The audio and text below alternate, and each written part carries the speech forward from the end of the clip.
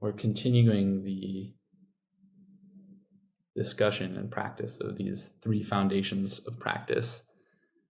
And I have a few funny things to say about it to start. So first of all, these three foundations of practice, they come from the Zen tradition, which I think many of you know is kind of the root of my meditative practice. And I recently came to know through Peter that literally these same 3 weeks that we're doing these practices together, my Zen teacher back in Seattle is also giving talks on the three subjects. And so when I heard that, I was like, oh, I should have chosen different weeks. But on that note, I'll send links to those talks because if these have piqued your interest, you may want to hear it from somebody with more experience. This week is about great doubt, and it's very fitting, I think. It feels very fitting for me in my life right now. I think almost nobody knows this other than maybe Peter, Lisa, and Karen. But up until a few hours ago, I didn't think I was going to be able to make the session tonight.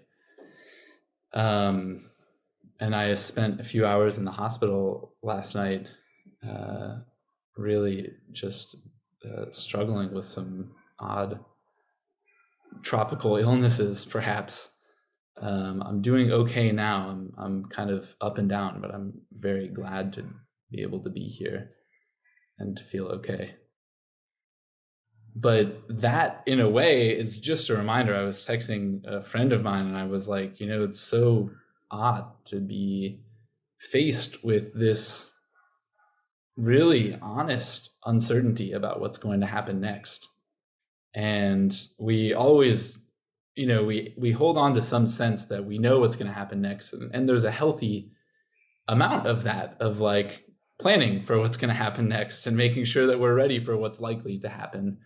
But really what this foundation of practice is about is opening up to a larger reality that from another lens, we have no idea what's going to happen next. And just when we think we know, we're going to get surprised in some way, pleasant or unpleasant. So this part of our practice, this foundation of our practice, is really about both becoming comfortable with that larger unknown, which is a huge part of our reality, especially those of us living with diabetes, but really anybody just living life, living with unknowns. But not only becoming comfortable with something that is fundamentally uncomfortable to being human, also becoming really awed by it, to almost allow this uncertainty of what's going to happen next put a kind of sparkle in our eye, because everything becomes really magical when we don't take things so for granted. So with that, I'd love to just offer this quote that I deeply love, and it's not by a Zen practitioner, but you might have heard of this spiritual teacher. He lived primarily in India in the 20th century. His name is Krishnamurti. And he said, "It seems to me that the real problem is the mind itself, and not the problem which the mind has created and tries to solve. If the mind is petty, small, narrow, limited, however great and complex the problem may be, the mind approaches the problem in terms of its own pettiness." So what he's saying here really is,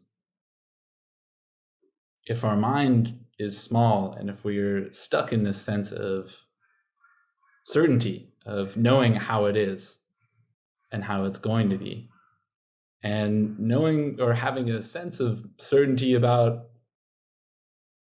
what we know, really, then we won't be able to see what's right in front of us. And we won't have the creativity and openness to actually see the solutions that might lie ahead. Okay. So there. I don't want to talk too much about this because I feel like talking about doubt is kind of antithetical, but I will say a few more things to prepare us for a little bit of practice. We did the practice on great faith last week, and for me, that's an essential place to start. It's also a place that I've struggled with in my own practice and life. And I won't talk too much about that now. If you weren't there for last week, I definitely encourage you to listen to that or to listen to somebody else's talk on great faith. But now that we have found some sense of security or firmness in something larger than ourselves, which is really what faith is about, and not a blind faith, something that we can feel and relate to. Now that we have that, or we're walking with that, we can leave that place of comfort or security and introduce this idea of great doubt. And that great doubt, as I've started to talk about, both is and isn't what may immediately come to mind for you when you think of the word doubt. I have heard it said, and I really loved this explanation of great doubt, that great doubt is actually the antidote for all of our small doubts. And you can think of our small doubts as all of these anxieties and stressors and uncertainties that we have each day. And when we're at our best, there are little gnats buzzing around our ears, which I've become very familiar with down here in Brazil. And at our worst, they're like totally terrorizing us and a nightmare to live with all of these painful thoughts and fears and anxieties. And so what the great doubt is about is kind of drawing all of these into something much larger. And really, it's a question. And that question can come in the form of a number of different words. And it doesn't actually really matter what words formulate this question that we create as the great doubt. The one characteristic about whatever it is that we kind of put in front of us as the great doubt, the most important thing is that we can't answer it. There's no immediate answer for it. So some examples of what we might formulate as questions of the great doubt. It might be, what is this passing experience that I'm having? What is it? What's going on right now? You might just ask yourself that for a moment. And see if you can feel that question. What is this experience I'm having?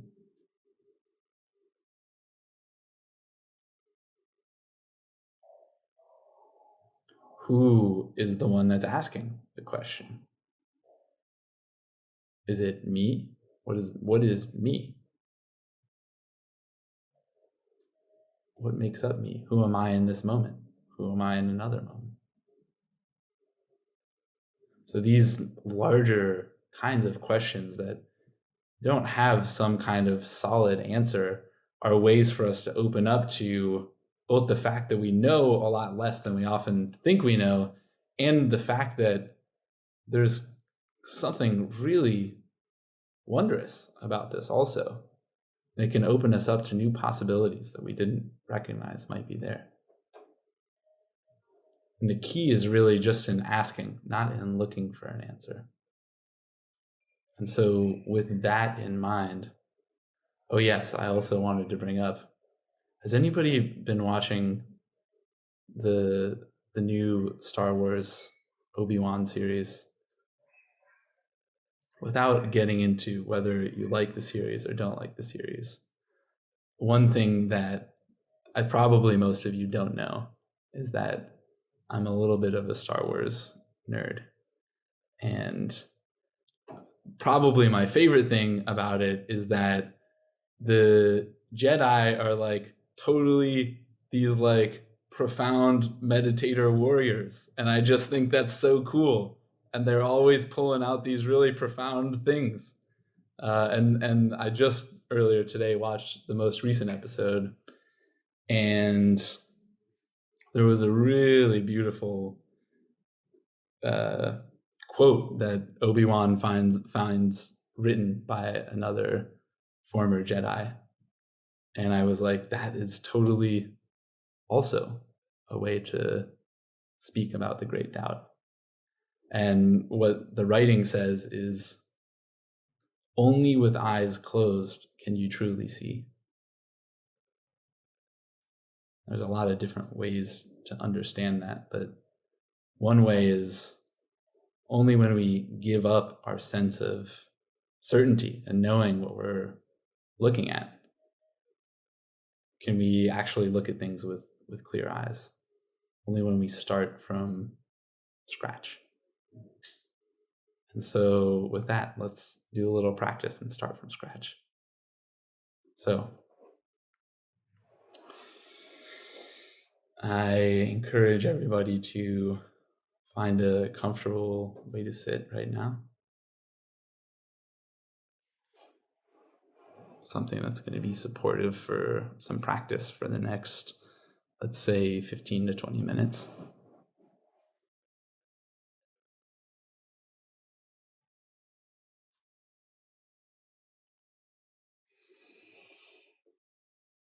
And as you feel comfortable, you can let your eyes come to rest. Make any movements that help you feel settled in place. And get any little movements out before we sit still for a little while.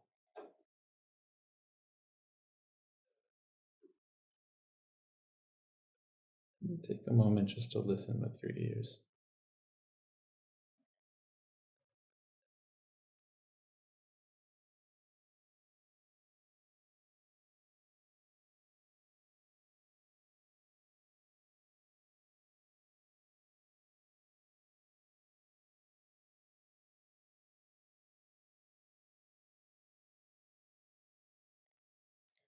And take a moment just to feel with every fiber of your body from head to toe. Doesn't matter what catches your attention. Just allowing yourself to feel with the whole body, every single fiber.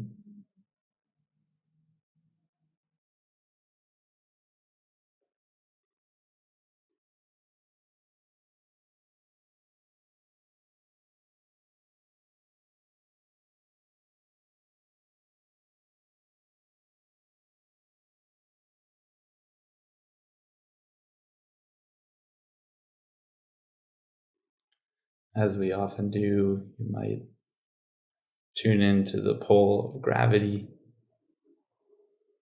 It's pulling us all towards the core of the earth. You might just give a little more of your weight to the ground, allowing the center of the earth to pull you downwards.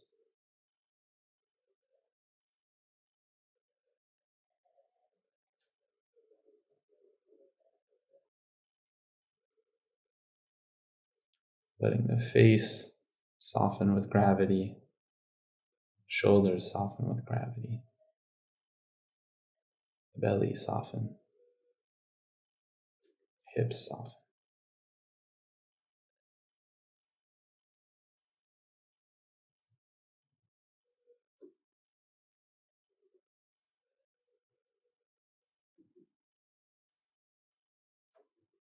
In this softened and heavy body,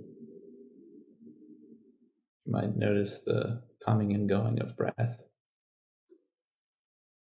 When you notice it, just notice it as part of the body at large.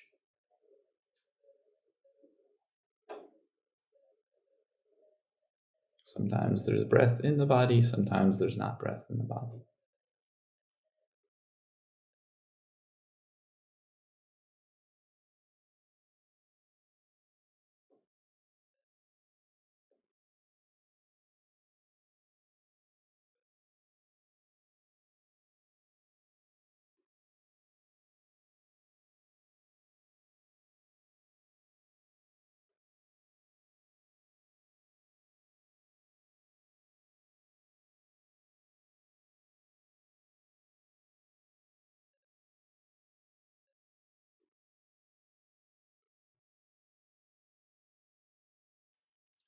You might notice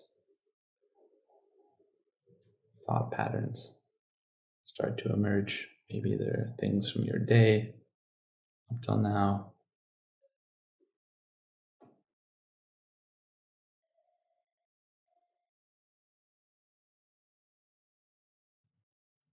Maybe there are concerns about tomorrow.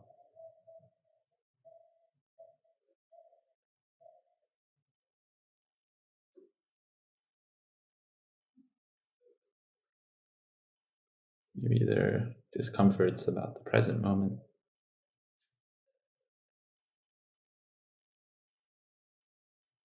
For the time being, as much as you're able, just setting these things aside, recognizing that they exist, knowing you'll come back to them, but setting them aside.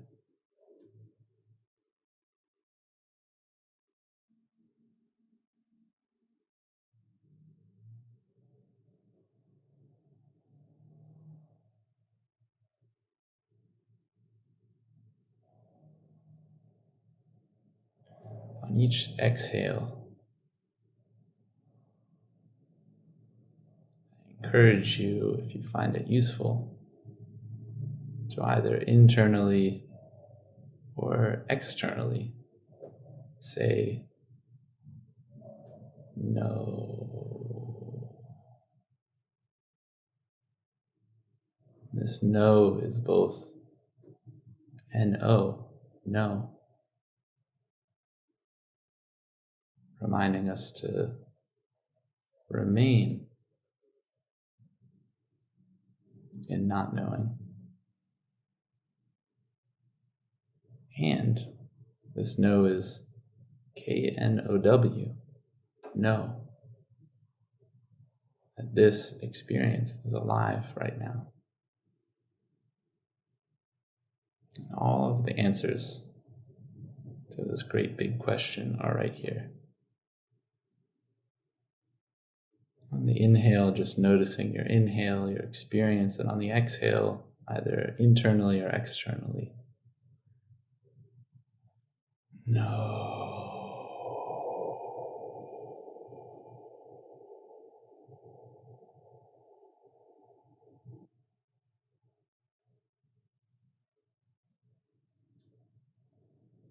Each time.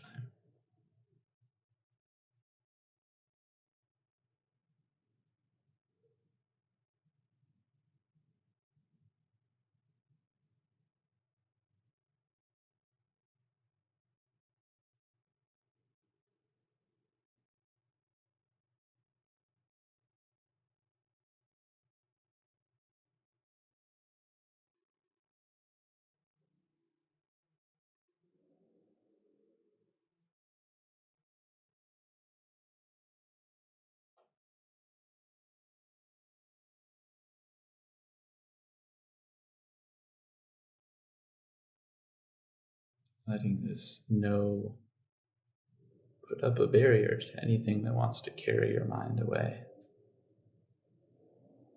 To anything that wants to give you a sense of certainty in this moment.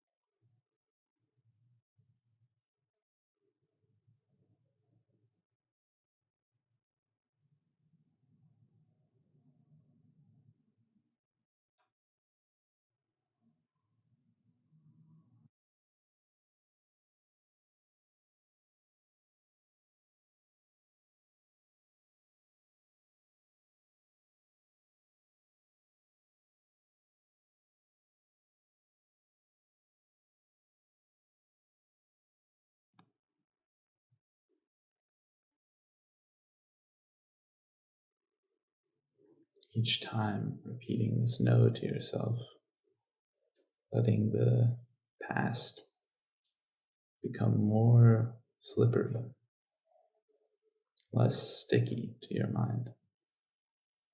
Any thought of the past just slips right off. Nowhere to latch onto.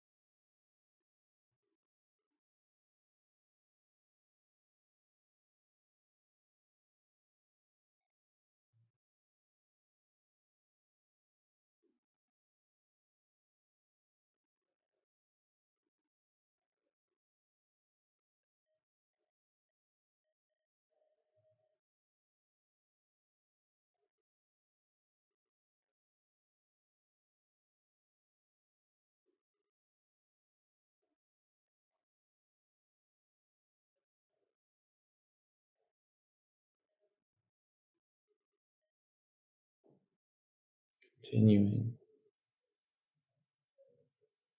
Let each no make thoughts of the future more slippery, just the same way, such that they have no place to latch onto.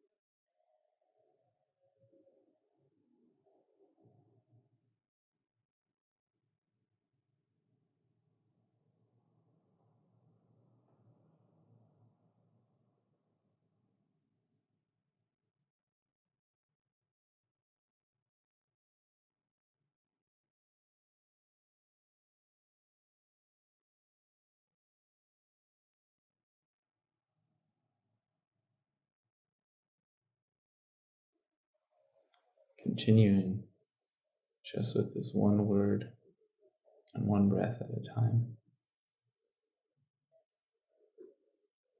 Let each no carry away also thoughts of the present.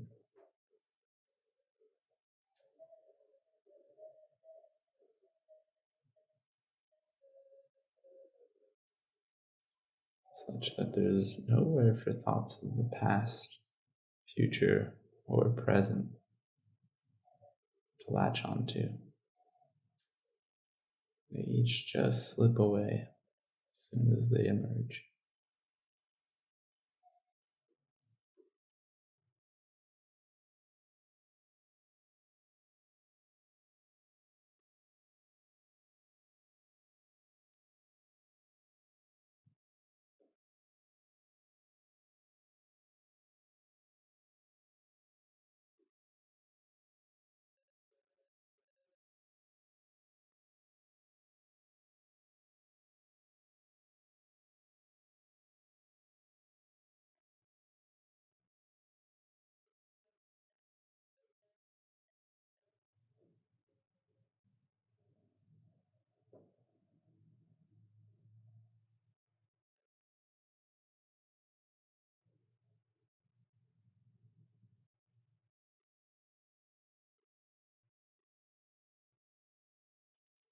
If you feel it's a good time, feel free to let go of this no and just sit in this moment.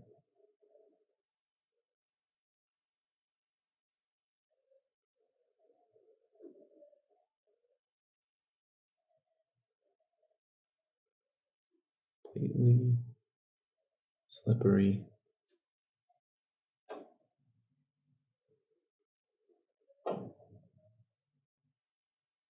completely translucent, completely present.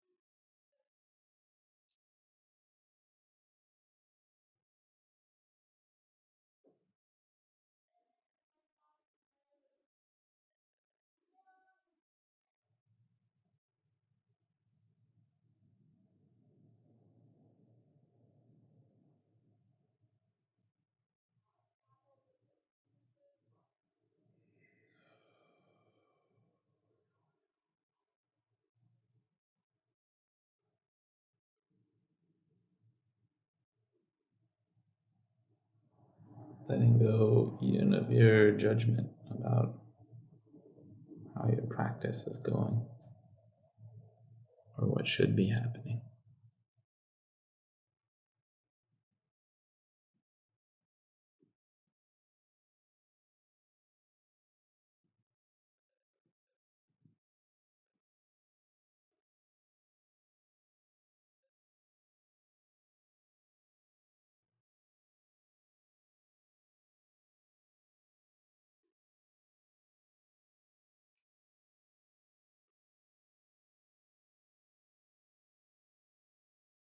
Enjoying just the last few moments of practice for yourself.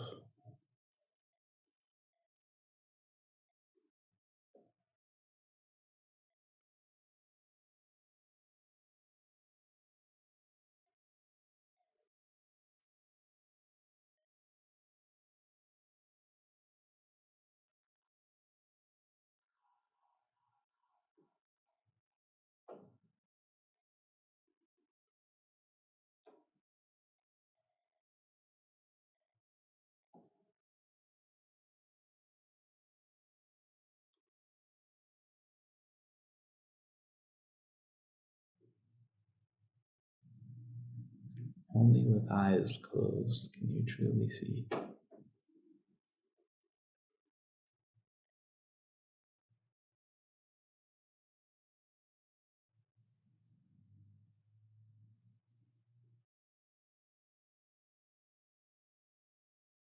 As you feel ready, you can begin to bring your practice to a close over the next minute or two. Perhaps finding an appropriate way to close the practice with your mind. Maybe dedicating your ability to be in uncertainty, to be open to what's next, to the many, many people who would benefit from it right now.